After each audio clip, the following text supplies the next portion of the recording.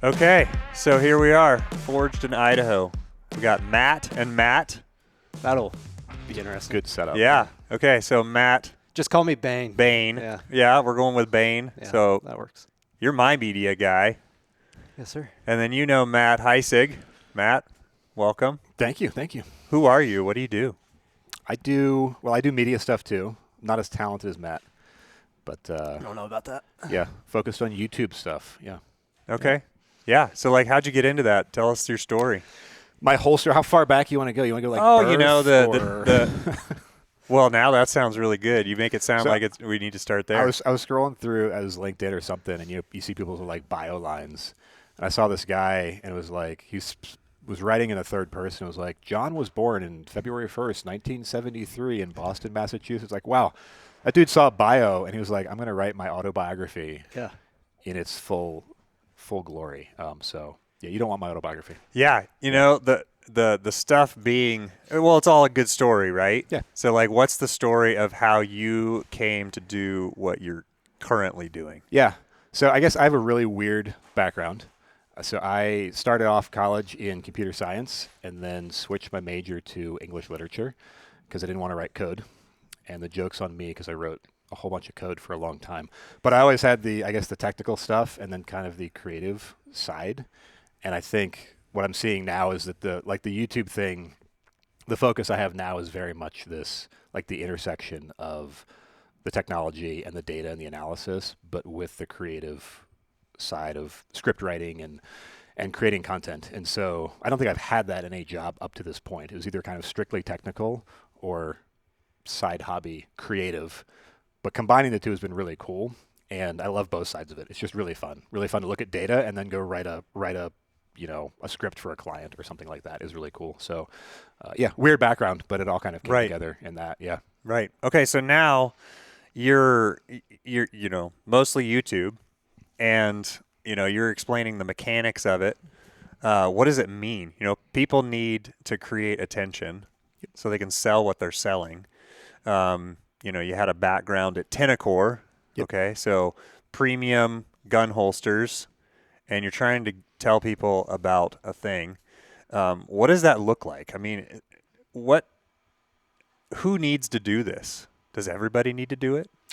Yeah, so I'm going to show you how bad of a salesman is. I don't think everyone should do it.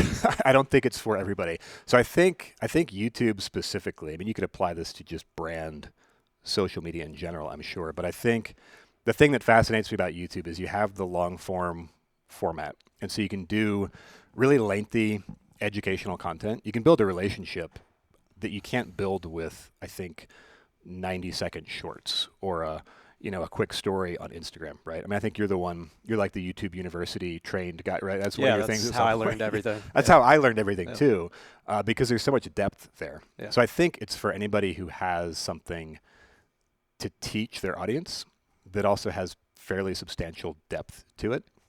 And so I think Tenacor had that for sure. There's a lot of stuff. It really wasn't talking about the holster or the product so much, because honestly, that's at some point that's frankly kind of boring, right? Like, how much can you say about a holster? Mm-hmm. But the whole space around it in terms of, well, what's your mindset and how do you train and how do you think about this stuff? That's fascinating. Mm-hmm. And I think that applies to a lot of businesses that have more complicated things, more problems to dive into. If you're just going to talk about your product, if you're going to do fancy, like, look at me stuff, I don't know. I guess in this day and age, I don't know how much attention you're going to grab with that, because it seems like it's what everyone's doing. Right. Absolutely. But teaching, giving the value, I think is where it's at. And I think no other platform gives you that quite like YouTube. Yeah. What, as far as teaching someone something, how do you decide how much you're teaching in short form, versus the 90 seconds, right? You can teach one thing versus how do people decide, well, I don't know if people are going to watch me for 20 minutes? Yeah, I mean, I guess I think you don't know until you try, right? So I think I'm very experimental with it. I mean, I know you experiment a ton. Mm-hmm. Just you try stuff out and you see what happens. And I think the difficult fact of YouTube especially, any social media, you start from zero, right? You got 0 subscribers, 0 views, and you put out your first video and it's a masterpiece, let's be honest. Right, come on now. And nobody watches it, and you got to keep going because there's really no other option. So I think you just get the reps and you do it and I you see think what happens. I think YouTube's probably the most, at least in my experience, it it's unforgiving, I guess. So it seems Absolutely. like TikTok, you could have like you can go to anybody's profile and see that they've got a video that has at least 1,000 views. To get 1,000 views on an actual long form, anything beyond like the 3 minute mark now, I guess, on YouTube, like that's very significant in my mind. Yep. Just especially when you're starting out. So you could have nobody on TikTok get 1,000 views versus YouTube. You have Yes. nobody and you continue to have nobody. Sure. So And the amount of effort to produce a 20-minute video right. versus a 90-second video is significant, like Yep. really significant. I guess I think part of it is I guess just a belief that it's the right thing to do. Like if you have valuable information and you can give it to the viewer and you can bless them and you can educate them, then I think you put it out there and you just trust that over time that does build an audience and it builds a relationship. I don't think you're going to see instantaneous results, though you can see very fast results, right? Like you can actually see, was working with somebody and we're seeing in the first 30 days, his views are up significantly in just 30 days.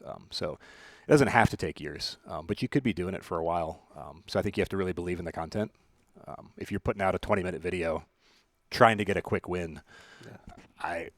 it's a rough game. It's really funny for me because basically all the things you're saying, I'm thinking as a blue collar guy, how much the blue collar guy is missing out on telling people. Right, we're at just a wonderful point in time where, Mike Rowe just spent how many years doing dirty jobs and praising the trades, and people get it. Like they totally get it now. Yeah. We went through COVID where all the people that made stuff quit making stuff. Right, we all understand how important the blue collar work is, Yep. and one of the things I'm really passionate about doing with this podcast is trying to show that. And you're the nice other half because, I really think that pretty much any blue collar guy should have some means by which he tells the world what he's doing, why he's able to do it, and how great it is to actually have a career at this. Yeah. Tell the world what you're doing and the amount of problems that they can solve for other people. I mean, the amount of people who are probably struggling to, how do I replace the baseboard that got dinged up in my, entryway? And you've got some guy back here who's an absolute master at it and can knock it out. I mean, the amount of experience that he has and the depth of knowledge he has. So it's his story, but also what he can give. I mean, he can give an enormous amount of value to anyone who's willing to listen. Just how houses are constructed is probably a total mystery to most people. They probably have no idea how the thing that they live in got to be there, right? And you guys are putting them up all day long every day. Like that's really fascinating information. And we have a longer version coming soon. I was editing this morning, so Yeah. we're experimenting now with, how do you go from, okay, I know I want to get a house built. I'm not doing it myself. How do I get a contractor? And then what are all the steps in between having gotten the contractor and getting it built and having the keys? Yes, And love so it. we're going to be experimenting with that. And we've been putting out some short form of that, but I'm excited to see what the long form will do. That's on awesome. YouTube. And the other Love thing that does is, some people, they actually want to do it themselves. They can't afford to do the whole thing. That's most people nowadays. Yep. And I want them to be able to. Yep. And they're probably going to still need me for some of it, right? I still got to be the guy that raises my hand and promises the bank it will get built. Yeah. But being able to teach people how to do this is it kind of gets back to the philosophy, right? Like you're putting it out on YouTube so you can teach people something. You're giving something away for free. Yeah. And it's more in depth than like you have your kind of stages, kind of like what you were saying with Mike Rowe. You could apply that with Chip and Joanna Gaines for Fixer Upper or whatever. You get to see what they do a little bit, and it's just more so entertainment. It's not actually teaching you. It gives you, okay, now I know I want a farm sink, now I know I want the shiplap or whatever. Yep. That became popular. But what we're doing, what you and Nicole have done, especially with even this recent video, is you're in their living room now. You're talking through, no, this is the actual process. We're not just entertaining you at the build. We'll do that too, but we're actually telling you how it's done. So Yeah. Like their side of the story, yeah, essentially, right? Like yeah, your side basically. is actually the building, right? Yeah. But also from their perspective, what are they gonna, if they worked with you, what would it be like? Right. Yeah, there's so many ways to approach it, right? There's so much frustration that can Yeah. crop up when you don't prepare expectations in building a home. I mean, you're creating a 4 to 12 month relationship with someone in a very intimate way. Yeah. Getting ahead of all those expectations is definitely in my best interest. But like, go back to the philosophy of people putting free information out there, loving their neighbor by putting content on YouTube and investing a lot of money to do it. Um, has there been a shift in your time doing this? Like, How so? are people more willing to give away free information now than historically? I think so. I mean, I think that's always been a part of the internet. I mean, if I go back to just my early days in the software world is very much a just give it all away for free. I mean, most of the software that runs all the apps that you and I use, like the core of it is free open source stuff. So that's kind of been there. I think that's kind of the underpinnings of a lot of the social media platforms. So I guess to me, it's kind of in the DNA of the internet to some extent, which is how this is all delivered, right? So it's there. I think people like Gary Vee have very much had a huge impact on that. His jab, jab, jab, right hook thing, right? Like give, give, give, and then you ask for something, right? And there's kind of a ratio of how much do you give versus how much do you ask. And I actually think the more you're trying to grow, the more you're trying to accelerate, the more you give away for free and the less you ask for anything in return.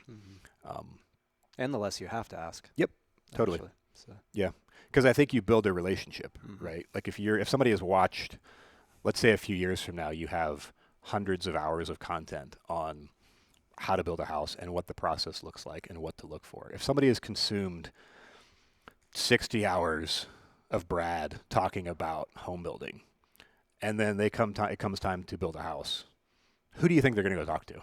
Right? Like you may never have met them, right? But you basically have a relationship, and you are this guide, this teacher that you've never met, right? But you've guided them all along the way, and you've had this huge impact. I think it absolutely pays off eventually. Yeah. It's not only, of course, it pays off. I mean, I've certainly seen the fruit of it.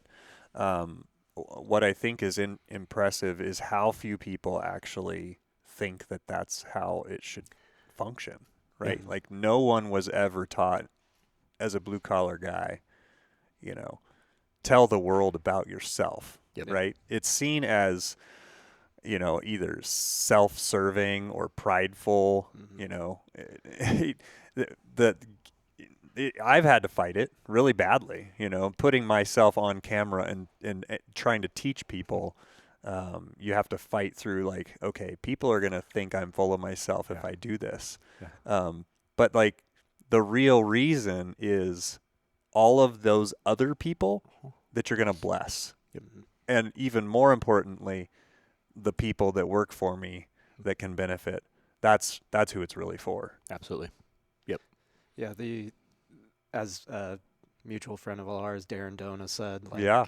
it's actually pride the other way. Mm-hmm. It's pride to not get on, your phone or your camera or whatever, to get on social media and tell people, because it's, oh, well, I look this way, or they're going to think this, or I'm going to have to qualify everything I say. It's all these excuses when there's this free land grab of attention to get your brand out there.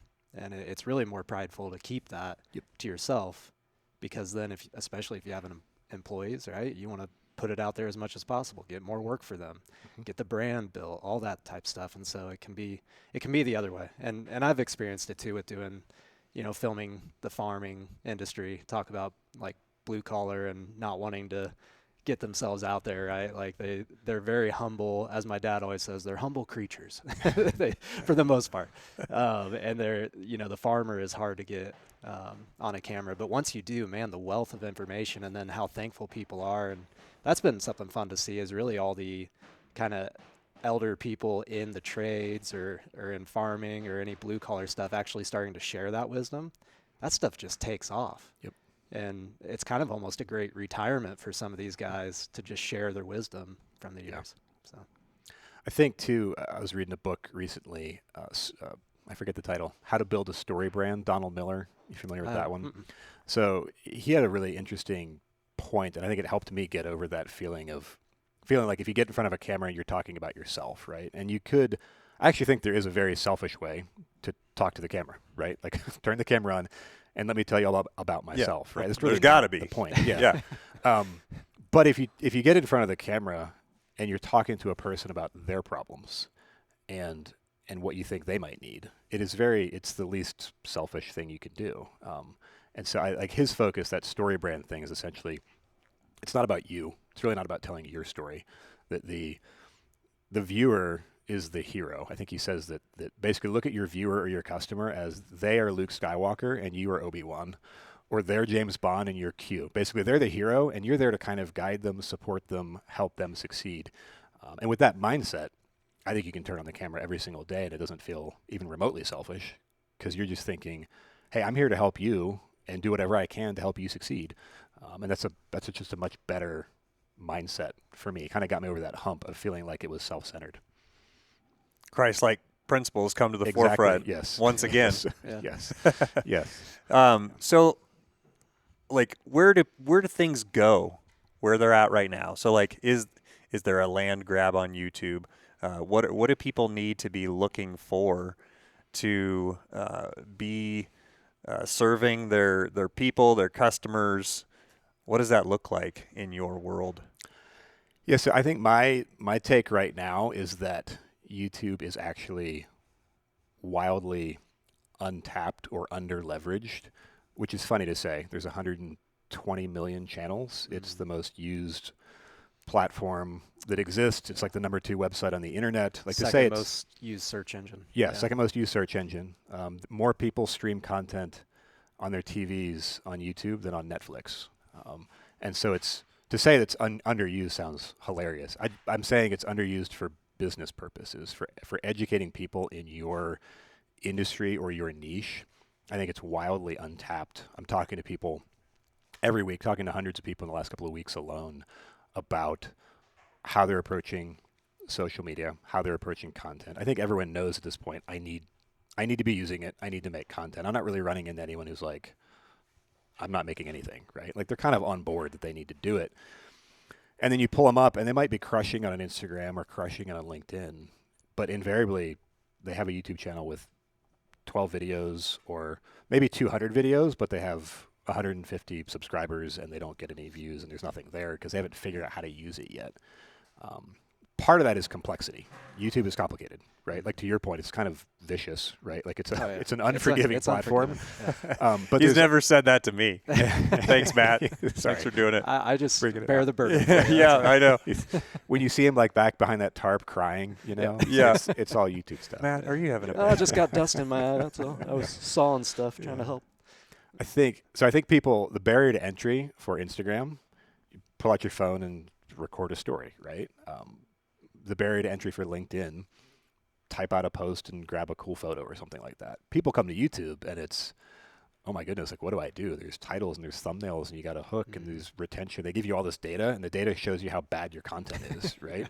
You look at the retention graph and you're like, 70% of the people left 20 seconds in and I want to go cry in the corner, right? Like it's brutal. Yep. But that is actually helping guide you to make better content that people actually want to engage with. So it's a complicated system. I think it's probably why people steer away from it. It's also why I think it's just a really untapped resource that people have not, businesses especially, are not using nearly as much as they could be. Well, that gets into what we've talked about before, which is the happy side of that is that if you do have 1,000 subscribers, which by the way is great. Yep. Even the 500, to your point, what you've said before, especially with sales, you don't have to have the 100,000, the million, or 100 million subscribers to actually make revenue for your business. Can you talk about that? Yeah, I think that's blown away. Yeah, I've been blown away by that in the last couple of years. I think the assumption was always you have to have. We look at YouTube and it's entertainment, right? Like it's Mr. Beast and he's got 300 million views on a video. And you're like, well, I can't compete with that. You don't have to compete with that. I think what people think is that you make money on YouTube through the ad revenue share model. So if you get a monetized channel, YouTube gives you a slice of the ad revenue on your channel. That's a really hard way to make money, and you do need to have millions of views. I've taken a peek at some channels that have 500,000, 600,000 subscribers, and they make a little bit of money on ad rev share, but not enough to even hire like a full-time employee if you just gave them all the ad rev share. It's really not much. It's a tough way to make a living. But if you have an existing established product or service that exists outside of YouTube, and you use YouTube to attract leads, right, to bring people in, to attract and build an audience, and then your education is basically building out your sales pipeline, right? So essentially, you don't really have objections to deal with when it comes time to sell somebody because the content answered all the objections. They don't really have questions when they sit down with you because the content answered all the questions, right? And it's building the audience. And so I'm seeing, working with a client right now, he has 5,000 subscribers. He does a few thousand views a month, right? You would look at his channel and think, nothing, right? You would blow through it while scrolling and not even pay attention to it. And he's got a strong, growing, thriving, like well into the 7 figures business, pulls 90% of his leads from YouTube. And he's generally doing, his sales process is actually getting shorter and shorter because what he's finding is he used to take 2 or 3 calls to kind of close a sale. And now it's 1 because they don't need the other 2 calls because they watched all his content. And they're just like, hey man, I'm ready to go. Like I don't have any questions. Yeah. Like let me just sign up. Like they're ready. And so there are 7-figure, 8-figure businesses that are crushing it and doing really good business. And they're doing it with view numbers that you would never pay attention to. And you would think you would dismiss their channel as irrelevant relative to Mr. Beast, right? Right. So really cool. You don't have to have a massive audience and you don't have to compete with that game to actually use it to build a solid company. That rapport is huge because if you can have, I mean, what wears out a salesman is all the cold calling with all the refusals, all the no's, all the get to the 3rd step and then they pull out, right? But instead, you've already, to your point, you've already weeded out. You don't have to convince anybody that's calling you at that point, really. Yep. They've already been convinced by the content. You've weeded out the people who weren't convinced, and now it's just let's figure out how we can make this work. People are using it customers are using it as a research tool, right? They're getting, the algorithm is serving it up based on what they're interested in. Mm-hmm. Then they're going and they're binging the content, and by the time it comes to actually sign up or buy the thing, they've watched 6 hours of content and they're totally on board. Like they don't have questions. They're ready to go. Super cool. You know, it's like any sort of team, the greatest commodity is trust. And that's what you're creating. Absolutely. Is that trust, which is, I mean, that's the strongest currency. Yep. And so talk about I'm just curious, a case study for Forged was Barnodominiums. Can you talk about your side of that and what, I guess just the experience of evidently there's a market, right? Put it out there. Back to the trust that you just said. People evidently trust you because I still get, we're still getting comments, Texas, ? As in, can you come to Texas and do it? New Hampshire, Is this Delaware. TikTok stuff? Yeah, that's TikTok. Okay. Yeah. So, I mean,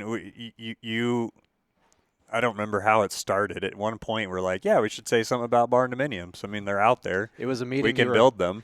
You were already giving value to people here in town. You invited them for free, provided food and all that. Yep. And you're already giving stuff away for free in terms of how can you build maybe at a lower budget. And so Barnodominiums came up. We decided to film it. It was just local. Yeah. It was just to bless some local people. I think about 7 people were interested in building. And I talked about Barnodominiums versus traditional construction. There's a few misconceptions out there about Barnodominiums. Everybody loves these ginormous, basically mega mansions, and they think, oh, I could build that. And so just dealing with those misconceptions was the point. And it was specifically tailored to Idaho, right? Idaho has frost heave as part of one of our weather features.